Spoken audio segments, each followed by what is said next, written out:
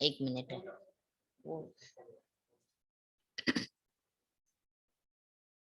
ओम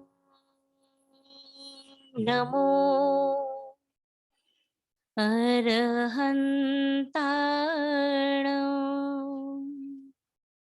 ओम नमो सिद्धाण। ओम नमो आयर्याण।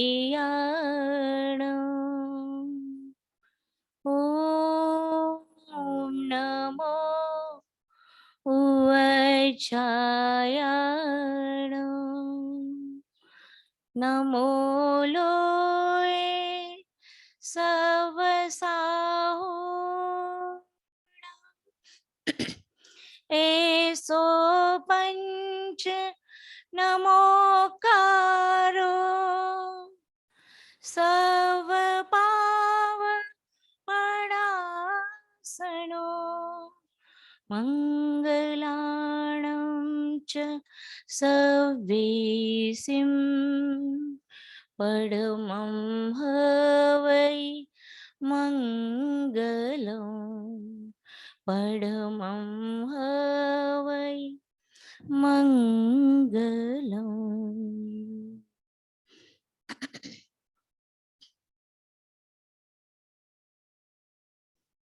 Page number 52।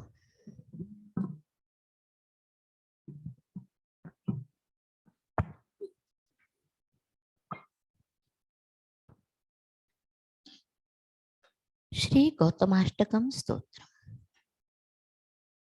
52। Paryushan महापर्व के द्वितीय दिन हम श्री गुरु गौतम स्वामी को वंदन करते हैं, उनकी स्तुति करते हैं। श्री इंद्रभूतिं वसुभूतिपुत्रं पृथ्वीभवं गौतमगोत्ररत्नं सुवन्ति देवा सुरमानवेन्द्रा स गौतमो यच्छतु वाञ्छितं मे श्रीवर्धमाना त्रिपदीमवाप्य मुहूर्तमात्रे न कृताणि अंगानि पूर्वाणि चतुर्दशापि स गौतमो यच्छतु श्रीवीरनाथेन पुरा प्रणीतं मंत्रं महानन्दसुखा ध्यायन्त्यमीसूरिवरा समग्रा स गौतमो यच्छतु वाञ्छितं यस्याभिधानं मुनयोऽपि सर्वे गृह्णन्ति भिक्षा भ्रमणस्य काले मिष्टान्नपाना वरपूर्णकामा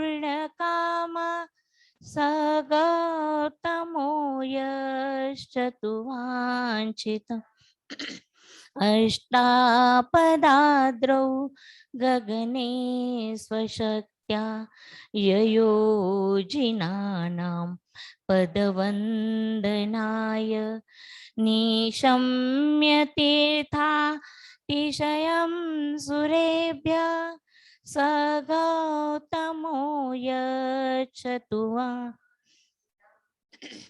त्रिपञ्चसङ्ख्या शततापसानां तपकृशानां पुनर्भवाय अक्षीन्नलब्ध्या परमान्नदाता स गौतमो यश्चतु वाञ्छितम् सदक्षिणं भोजनमेव देयं साधर्मिकं संग कैवल्यवस्त्रं प्रददो मुनीनां स गौतमो यश्चतु वाञ्छितं मे शिवं गते भर्तरि वीरनाते युगप्रधानत्वमिहे पट्टाभिषेको विदधे सुरेन्द्रे स गौतमो यश्चतु वाञ्छितं मे श्रीगौतमस्याष्टकमादरेण प्रबोधकाले मुनिपुङ्गवाय पठन्ति ते सूरिपदं च देवा नन्दं लभन्ते नितराक्रमेण पठन्ति ते सूरिपदं च देवा नन्दं लभन्ते नितराक्रमेण।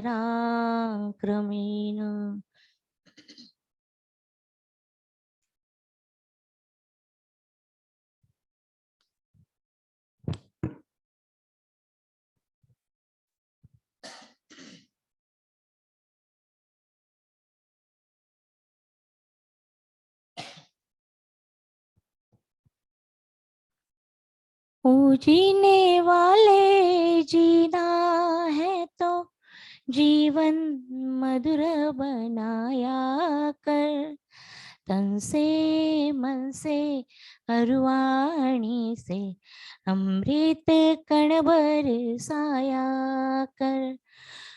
जीने वाले जीना है तो जीवन मधुर बनाया कर तन से मन से अरुवाणी से अमृत कण बरसाया कर। जो बढ़ता है उसे बढ़ने दे वैभव के शिखर पर चढ़ने दे। जो बढ़ता है उसे बढ़ने दे वैभव के शिखर पर चढ़ने दे। मत मन की ज्वाला उमड़ने दे मत मन को व्यर्थ जलाया कर मत मन को व्यर्थ जलाया कर। जीने वाले जीना है तो जीवन मधुर बनाया कर तन से मन से अरुवाणी से अमृत कण बरसाया कर। ये दो लाइन एकदम सीधी सरल है, आप सभी इसे दोहराएंगे। जीने वाले जीना है तो जीवन मधुर बनाया कर तन से मन से अरुवाणी से अमृत कण बर। सागर का शांत किनारा बन दलितों का खूब सहारा बन। सागर का शांत किनारा बन दलितों का खूब सहारा बन। अविचल उज्ज्वल ध्रुव तारा बन सबको सन्मार्ग दिखाता चल। सबको सन्मार्ग दिखाता चल। जीने वाले जीना है तो जीवन मधुर बनाया कर तन से मन से अरुवाणी से अमृत कण बरसाया कर। तन से मन से अरुवाणी से अमृत कण बर वृक्षों की तरह बन कर निश्चल अपना सर्वस्व लुटाता चल। वृक्षों की तरह बन कर निश्चल अपना सर्वस्व लुटाता चल। जो आए उसको देकर फल फिर ठंडी ठंडी छाया कर। फिर ठंडी ठंडी छाया कर। ओ जीने वाले जीना है तो जीवन मधुर बनाया कर। तन से मन से अरुवाणी से अमृत कण बरसाया कर। ओ जीने वाले जीना है तो जीवन मधुर बनाया कर। तन से मन से अरुवाणी से अमृत कण बरसाया कर। तन से मन से अरुवाणी से अमृत कण बरसाया कर।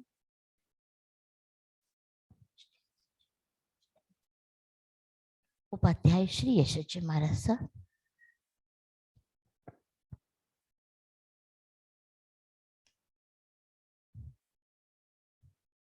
तीर्थंकर महावीर की प्रथम ज्येष्ठ श्रेष्ठ शिष्य गणधर गौतम अक्षीण लब्ध्या परमान्न दाता, वे अक्षीण लब्धि के दाता, इस वैभार गिरी के देवता, यहीं पर उनका निर्वाण हुआ है। अगर ध्यान के अवस्था में आपकी चेतना ऊर्ध्वगमन करे और उनसे संपर्क करना चाहे तो बहुत सीधे ठीक आपके मस्तक पर गौतम स्वामी विराजमान है। धन्यता अनुभव करें कि उनके चरणों में बैठ करके उनकी उस लब्धि के प्रकाश में बैठ करके हम उनके साथ में तन्मयता साध रहे हैं। हो सकते हैं उनके दर्शन ताई महाराज भी, उन्हें भी गौतम स्वामी का साक्षात्कार इस पर्वत पर हुआ है। उनके साक्षी में हम बैठ करके ध्यान मुद्रा में बैठेंगे। जिसको जिस आसन से बैठना है उस सुखासन से बैठिएगा और जब भी कभी जहां कहीं बैठ करके आप ध्यान करेंगे तो कोई जरूरी नहीं है कि यही शब्द दोहराने हैं, यही भाव करना है। जिस समय जो भाव आपके भीतर में जगे उस शुद्ध भाव के साथ में रह करके आप ध्यान कर सकते हैं। कोई शब्दावली रटने की जरूरत नहीं है, कोई पद्धति का स्मरण करने का जरूरत नहीं है। एकदम सहज साधना है ये। सहज भाव में बैठे, धीरे धीरे आंखें बंद करेंगे। विश्राम देना है आंखों को, थोड़ा शरीर को भी विश्राम देना है, मन को भी विश्राम देना है। वाणी को भी विश्राम देना है। सबको अपनी जगह पर आराम करने दीजिए, उन्हें डिस्टर्ब मत करिए, उन्हें परेशान मत करिए। और नम्र निवेदन है हमारा इस प्रकृति को और प्रकृति के एक एक अंगभूत व्यक्ति, वस्तु, जीव, जंतु, वातावरण, सबको नम्र निवेदन है कि वो व्यवधान न डाले, वो परेशान न करे, वो हमें अनुकूलता प्रदान करे कि हम अविचल भाव में ध्यानस्थ रहे।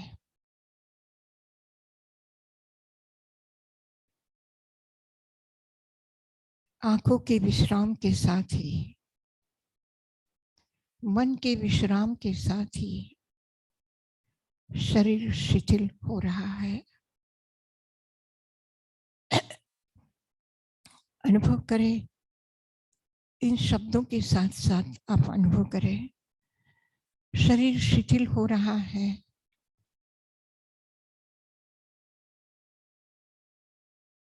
मन विश्राम कर रहा है, वाणी मौन है, शरीर शिथिल है। केवल एक श्वास की क्रिया चल रही है, उसी को माध्यम बना करके, उसी पर तरंगित होते हुए, उसी पर लहराते हुए चेतना श्वास के साथ में भीतर आ रही है, अंतर्मुखी हो रही है, अंतर्गति हो रही है, भीतर और भीतर चली जा रही है चेतना। मन पीछे छूट रहा है, शरीर छूट रहा है, वाणी छूट रही है। एकाकी चेतना भीतर और भीतर जा रही है।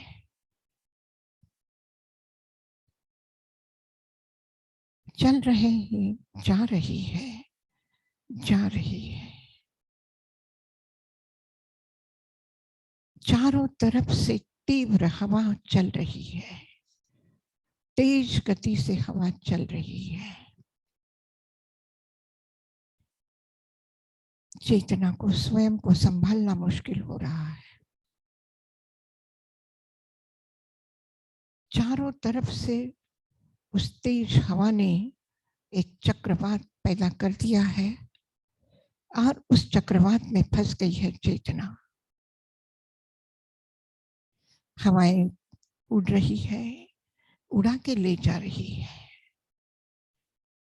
आसपास में पड़े हुए सूखे पत्ते, लकड़ियां, कांटों की झाड़ियां, सब कुछ उड़ा जा रहा है, उड़ा जा रहा है। एक अंधड़ सा आ गया है और उस चक्रवात की तीक्ष्णता इतनी तेज है कि लग रहा है कि हमारे मन के चिथड़े चिथड़े होकर के उड़े जा रहे हैं। हमारे विचारों के चिथड़े चिथड़े होकर के वो भी उसमें भी उड़े जा रहे हैं। हमने बराबर जिससे मिले, जो लिया, जो दिया, उन सब पर अपने नाम का लेबल लगाया है। मैं मिला, मैंने दिया, मैंने खाया, मैंने पिया, इतने हर क्रिया पर लेबल लगाए हैं, हर वस्तु के साथ लेबल लगाए। अब वो भी चिथड़े चिथड़े होकर उड़े जा रहे हैं। ये जा, वो जा, सब कुछ उड़ा जा रहा है। मैं तो उड़ा जा रहा हूं।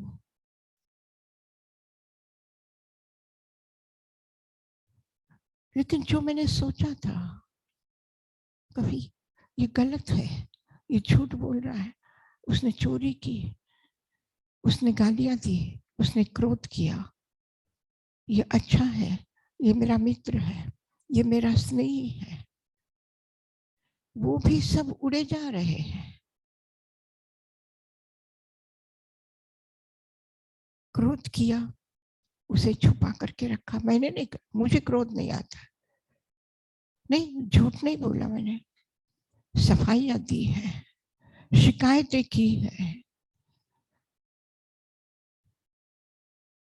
आरोप प्रत्यारोप किए हैं, आक्षेप प्रत्याक्षेप किए हैं। पता नहीं कहां से एक एक कोने में से निकल निकल करके बाहर आ रहे हैं और उड़े जा रहे हैं सब। सब कुछ बाहर जा रहा है, हवाएं उड़ा के ले जा रही है, और वो वर्तुलाकार घूम रहा चक्रवात किसी को नहीं छोड़ रहा है, छील छील करके सबको निकाल रहा है, सब कुछ उड़ा जा रहा है, कोई विकल्प नहीं बचा, कोई कल्पना नहीं बची।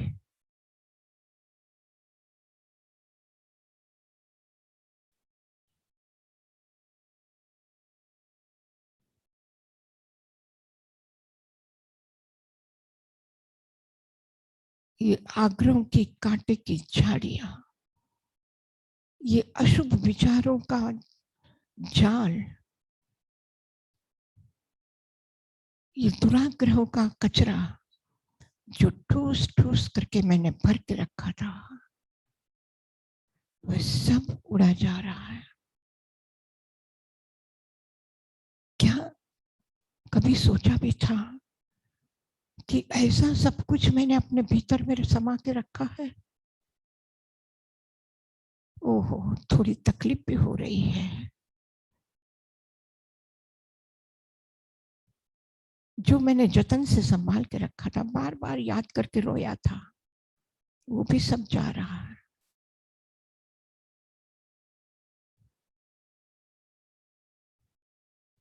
मोह करने का भी, ममत्व करने का भी, पकड़ के रखने का अवसर भी ये आंधी दे नहीं रही है, सबको उड़ा के ले जा रही है।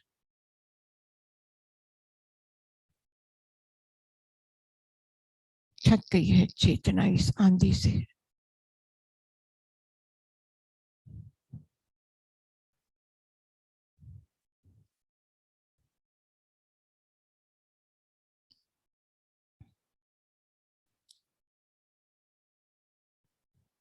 जब ये विकारों का, विकल्पों का, कषायों का कचरा उड़ के जा रहा है,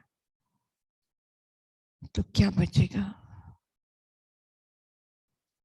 क्या बचेगा? भीतर से पूरा खाली हो गया है, शून्यता आ गई है, नीरवता आ गई है, अभाव ही अभाव है।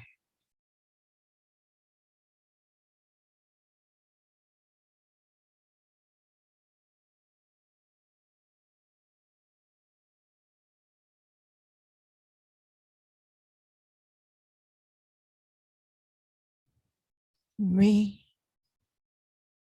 अपने भाव में, इस शून्यता में, इस अभाव में, एक मेरा भाव, एक मेरा स्वभाव जग रहा है।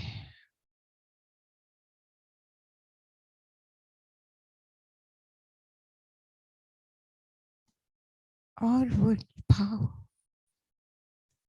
उस परम भाव में जुड़ रहा है,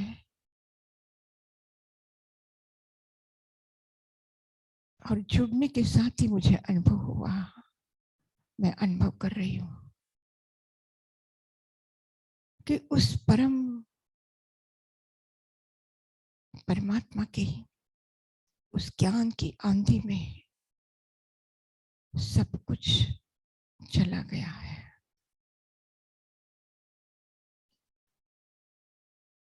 और भार मुक्त, तनाव मुक्त, उस कचरे के बोझ से मुक्त चेतना, लघुभूत चेतना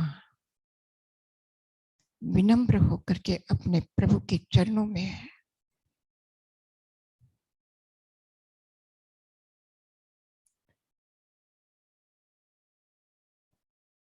इस बोझहीन, इस भारी भार के नीचे दबी चेतना अपने आप में निर्भर महसूस कर रही है।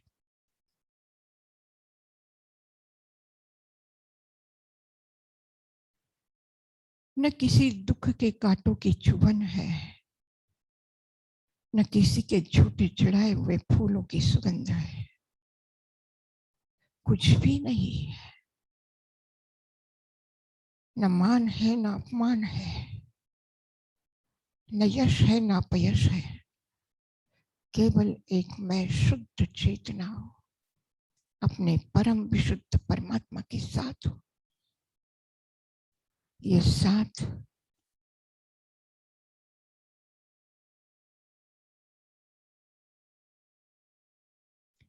इस साथ को क्या नाम दो, क्या कहूं, कैसे अहोभाव, उस अभाव भाव को जगाने का एक नाद गूंजने लगा है।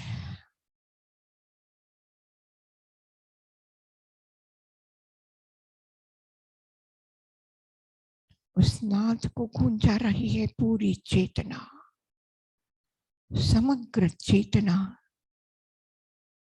उस नाद से भर गई है। अंतर्नाद उठ रहा है, गूंजने दे उसे,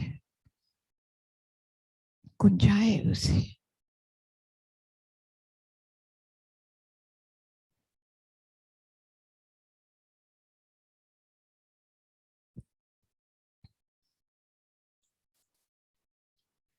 ओ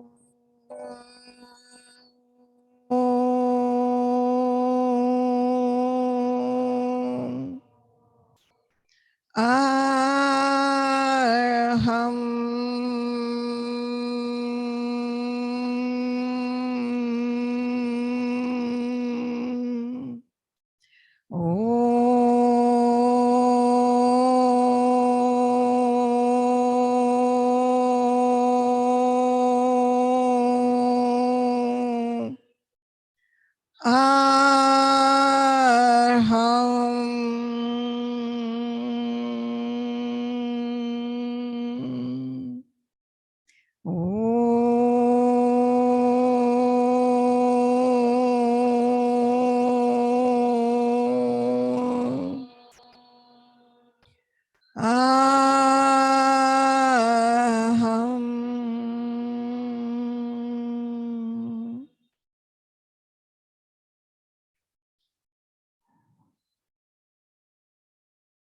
आंधी की शांति के बाद की प्रसन्नता, इस अंतर्नाद की,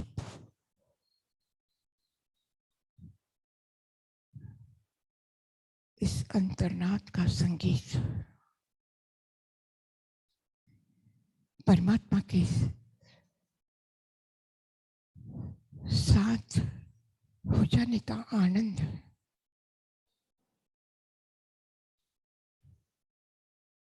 इस सब को अनुभव कर रहा है।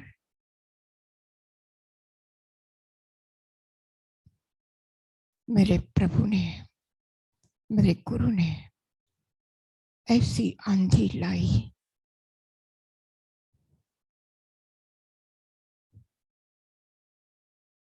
कि मेरा अस्तित्व ही बदल गया है।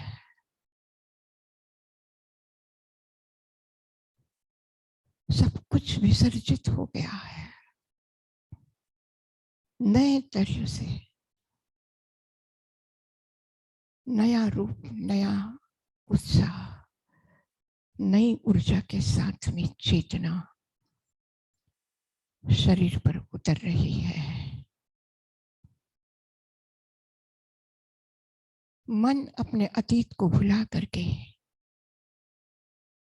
इस मंगलमय जीवन में चेतना को पूरा साथ देने का संकल्प लेकर के जुट रहा है।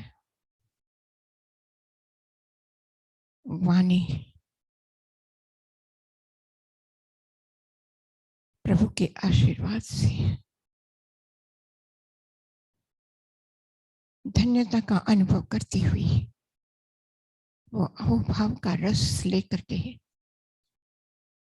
शरीर के साथ, चेतना के साथ जुट रही है। आदि व्याधि उपाधि सब तो उड़ गया। पूर्ण स्वस्थता के साथ भी ये शरीर आत्मा के साथ में यात्रा करने के लिए तैयार हुआ है।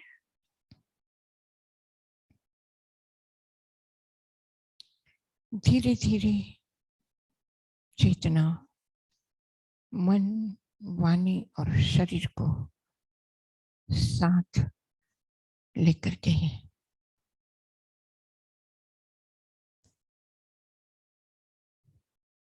गतिशील हो रही है। दोनों हाथ ऊपर की ओर उठ करके मस्तक की तरफ इस अहोभाव में इस जो कुछ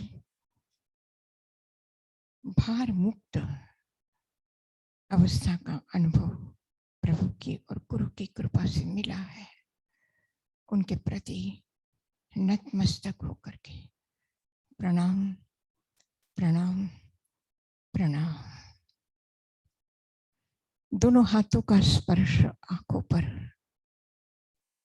इन हाथों में अब कोई भार नहीं है। इन हाथों का स्पर्श आनंद पूर्ण है और वही स्पर्श इस हृदय को, हाथ को, पैरों को, पूरे शरीर की अनुभूति को देते हुए गतिशील।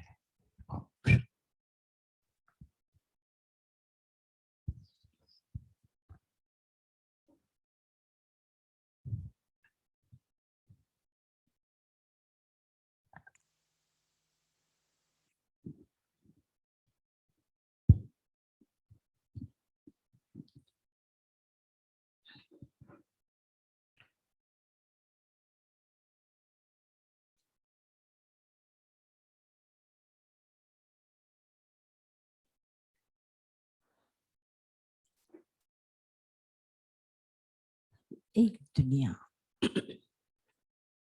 हम बाहर की दुनिया जिसको हम आंखों से देखते हैं, खुली आंखों से देखते हैं,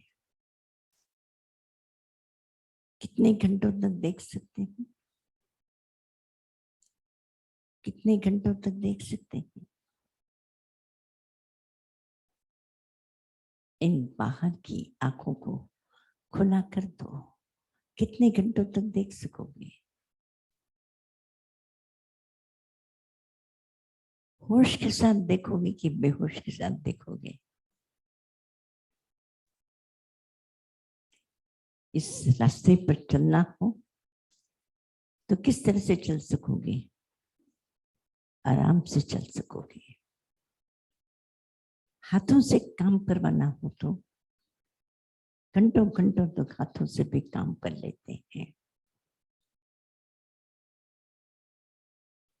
बाहर की दुनिया में हमारे पास में जानने के बहुत सारे साधन हैं, जान लेते हैं, लेकिन क्या इन बाहर के साधनों से, या आकाश है, आकाश है, क्या आकाश को जान सकोगे? आकाश का रंग कौन सा? आकाश का स्पर्श क्या है? आकाश का गंध क्या है? आकाश को कभी चख करके देखा है? चख करके देखा है? आकाश का रस क्या है? आकाश का स्पर्श क्या है? देख सकोगे? देख सकोगे? कैसे देखोगे इसको? कैसे देख सकोगे आकाश को? कैसे जान सकोगे आकाश को? कोई उपाय नहीं है। फिर है कि नहीं है? आकाश है या नहीं है? पक्का पक्का है? विश्वास है कि आकाश है? आकाश है ना। हमारे पास में जानने की जितने भी उपकरण है, साधन है, इंद्रिया है, और बहुत टेक्निकल उपाय भी नए नए आविष्कार हो गए। क्या हम उसके द्वारा आकाश को कहीं किसी भी प्रकार से उसको रूपायित कर सकेंगे? उसको किसी शब्दों में ला करके रख सकेंगे कि आकाश ये है? लेकिन आकाश नहीं है। आकाश है, लेकिन आकाश के क्या नहीं है हमें? हम किसी भी इंद्रिय के माध्यम से आकाश को समझ नहीं सकेंगे, पकड़ नहीं सकेंगे, जान नहीं सकेंगे। फिर भी आकाश,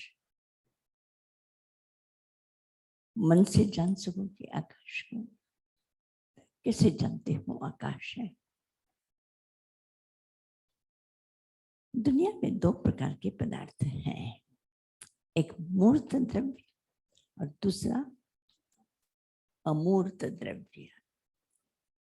एक सूक्ष्म है और एक स्थूल है। जिसको स्थूल है उसे क्या कहते हैं? मूर्त कहते हैं। उसको आकृति है, मूर्ति है, जिसकी मूर्ति है, आकृति है। अग्नि की भी आकृति है, हवा की भी आकृति है, वनस्पति की आकृति है,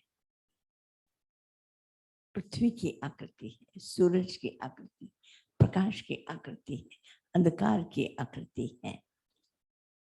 लेकिन आकाश की कोई आकृति नहीं। उसको क्या कहते हैं?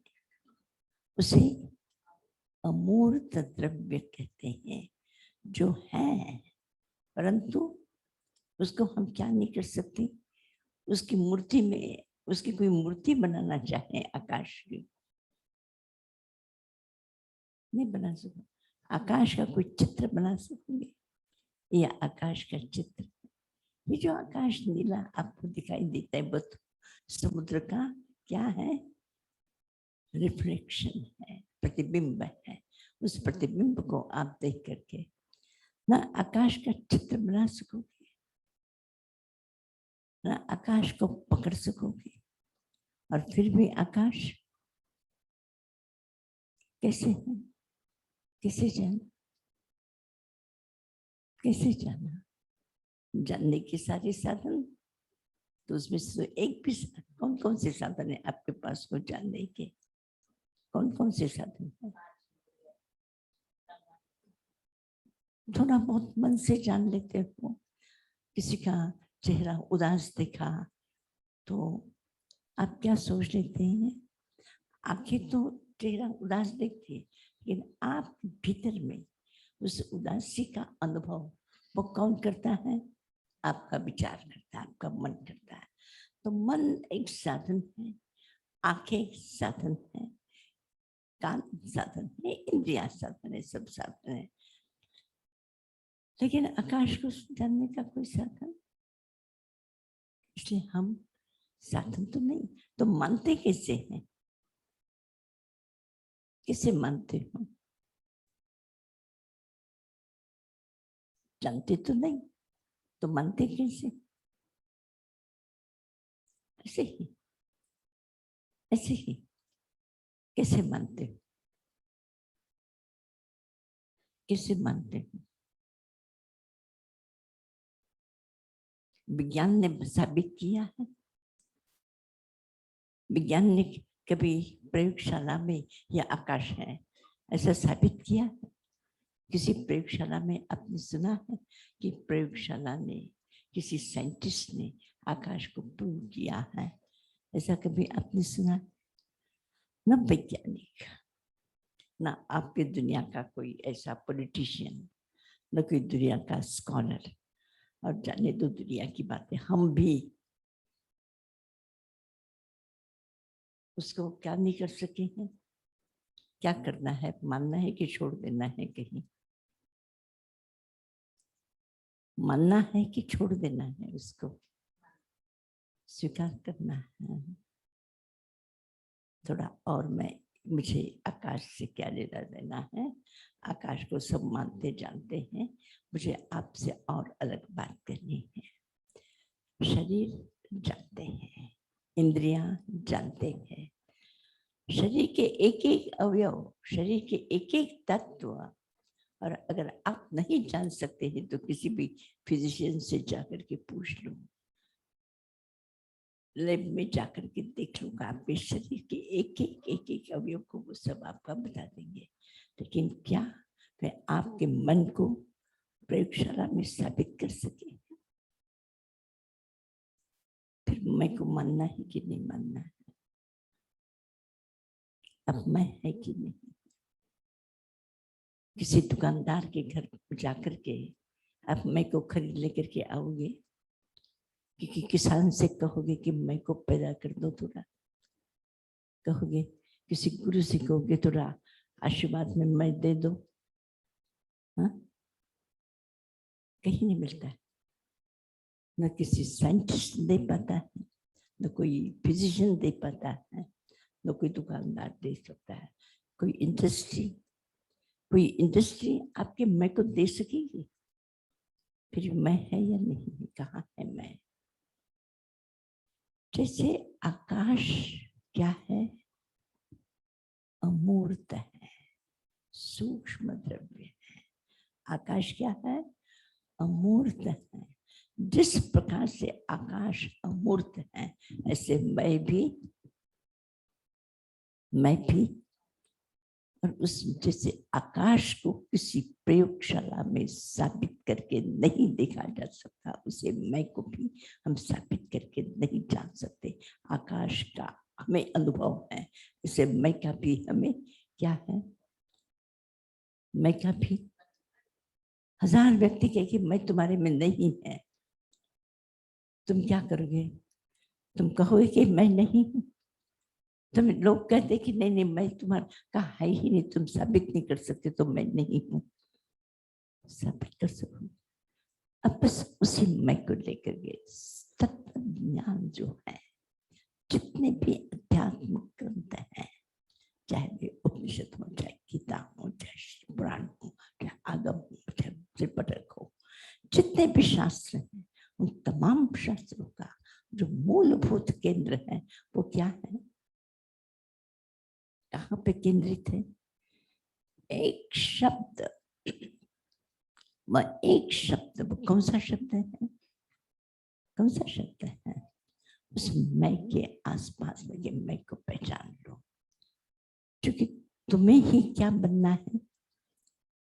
क्या बनना है तुम्हें? ज्ञानी बनना है।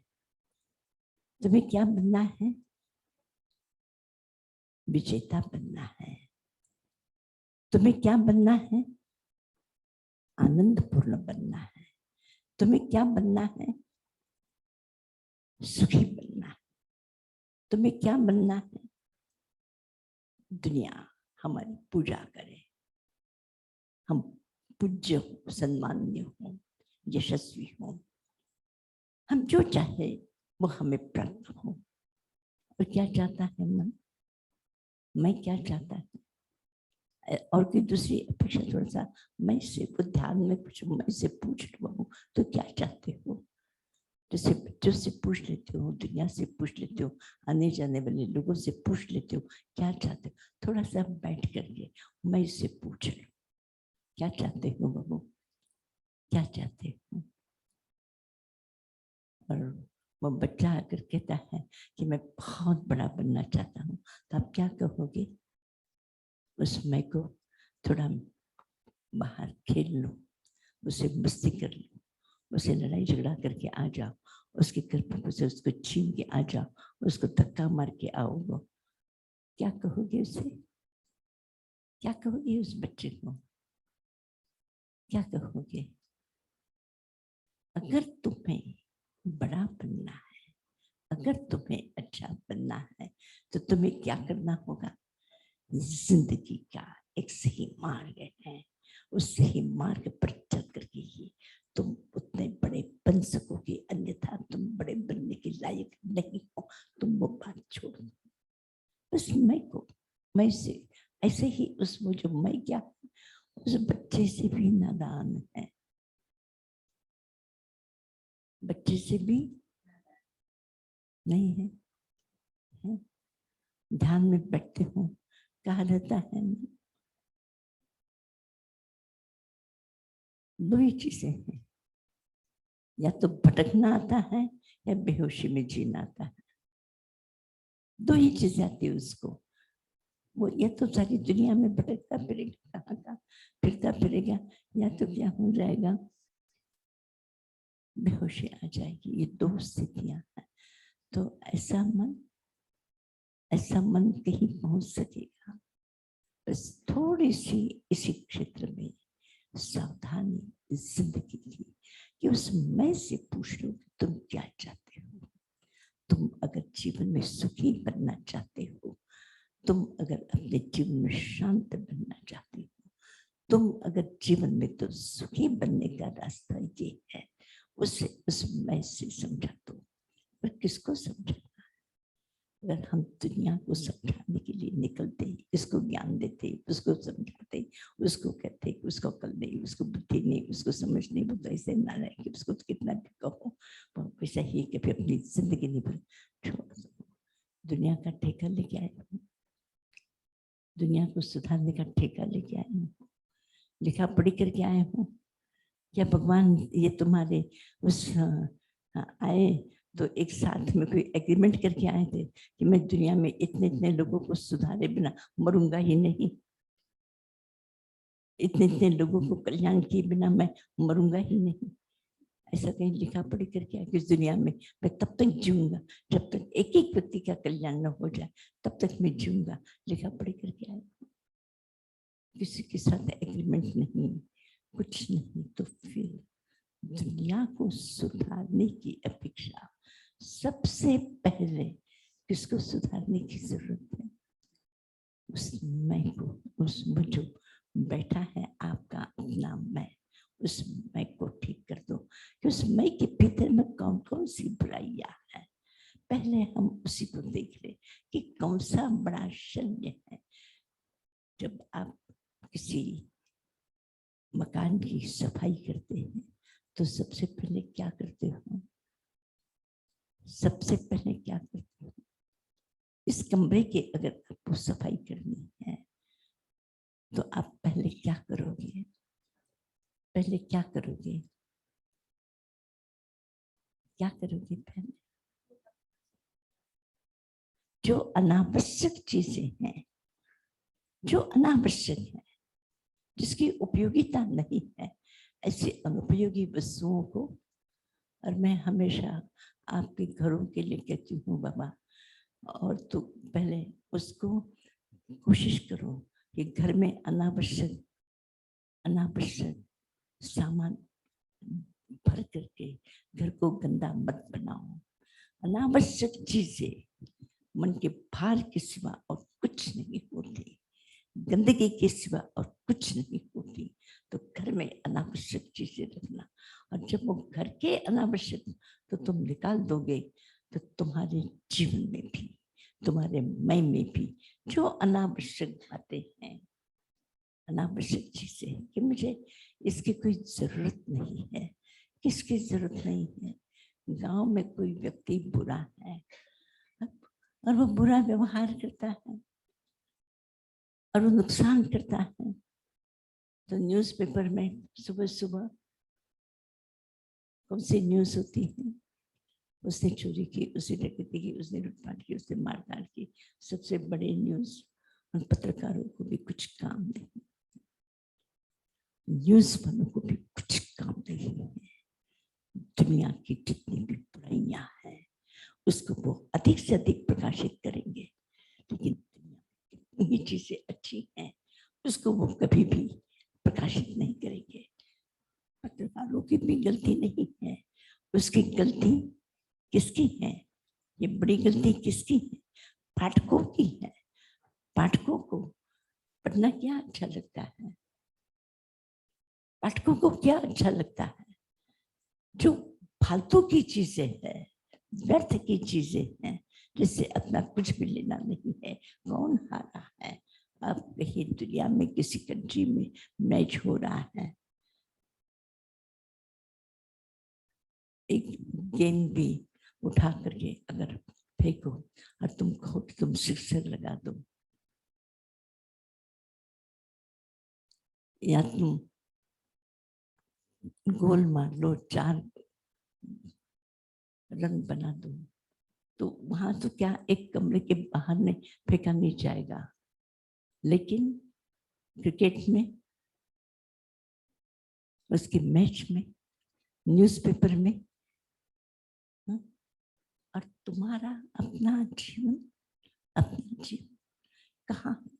मैं आपसे खास करके यही बात करना चाहती हूँ, जो अनावश्यक दूसरों की बुराइयां हैं, वो हार गया बहुत अच्छा हुआ, वो जीत गया बहुत अच्छा हुआ, उसके हारने से या उसके जीतने से, इसकी अपेक्षा से हमारे अपनी जिंदगी में कहाँ कहाँ हम हारते हैं और कहाँ कहाँ हम जीत हासिल कर सकते हैं, उसकी तरफ में अगर हमने अपना ध्यान दिया तो जीवन बस उसके बहुत से भार से मुक्त हो जाओगे।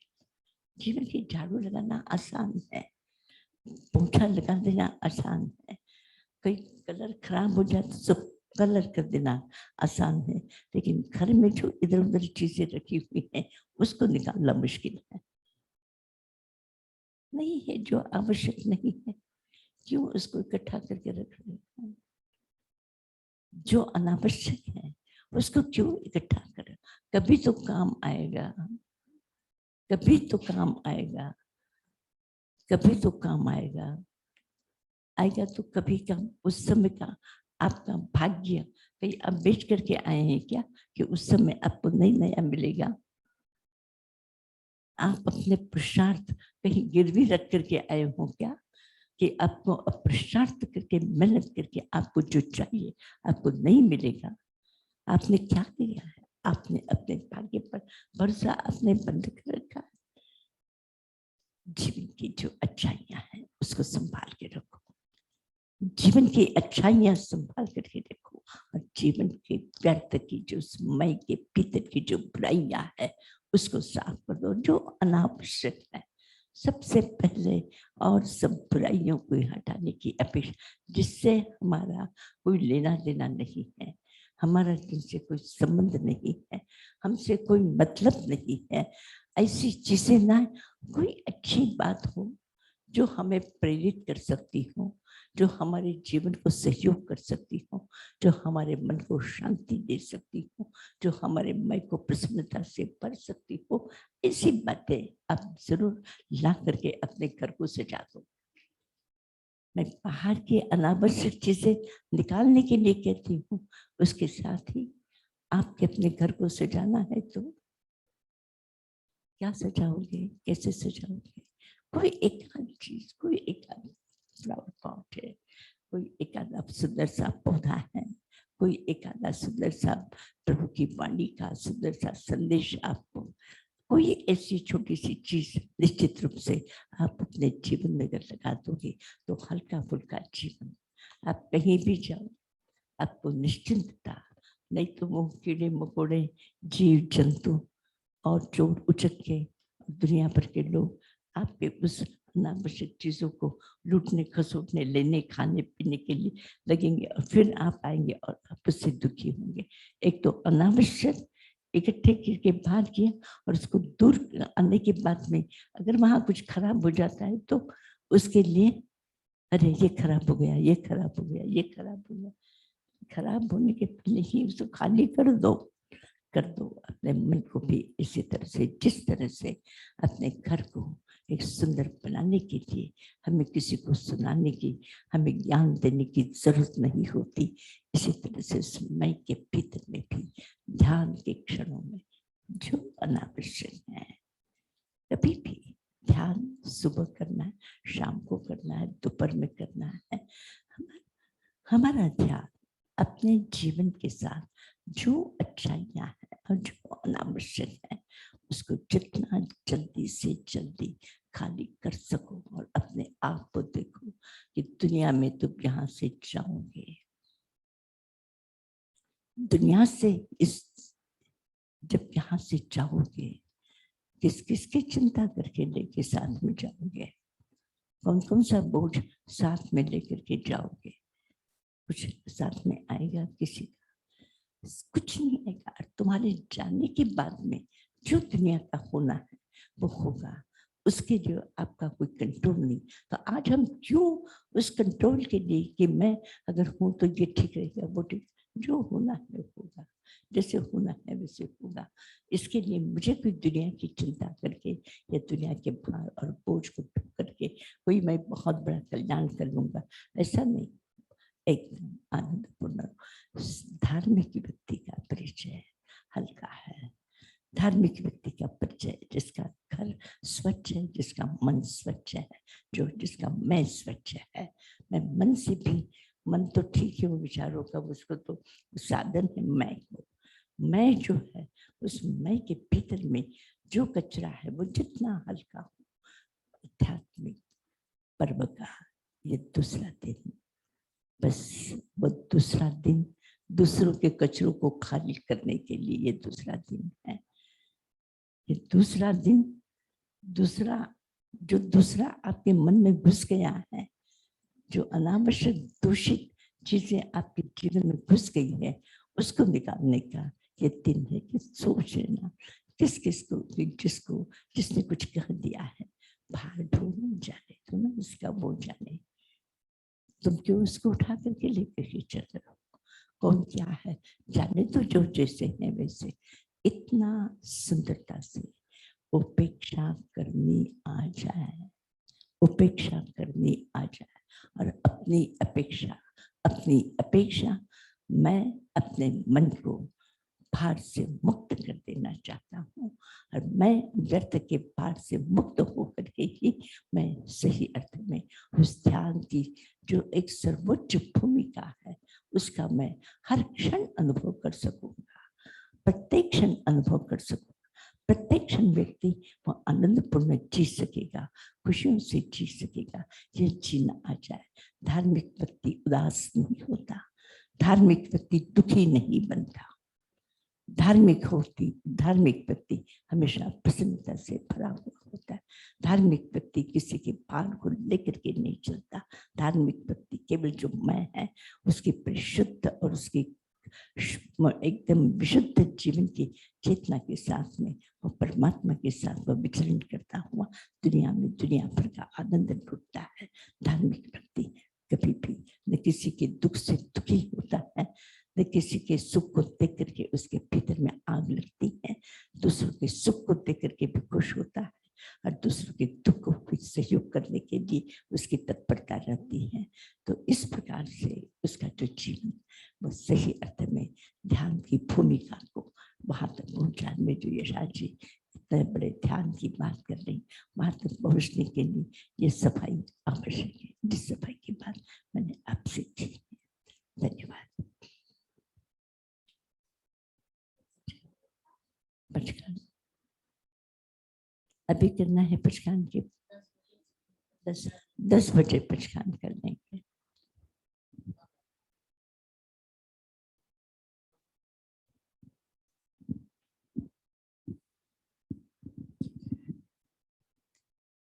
मंगल पाठ।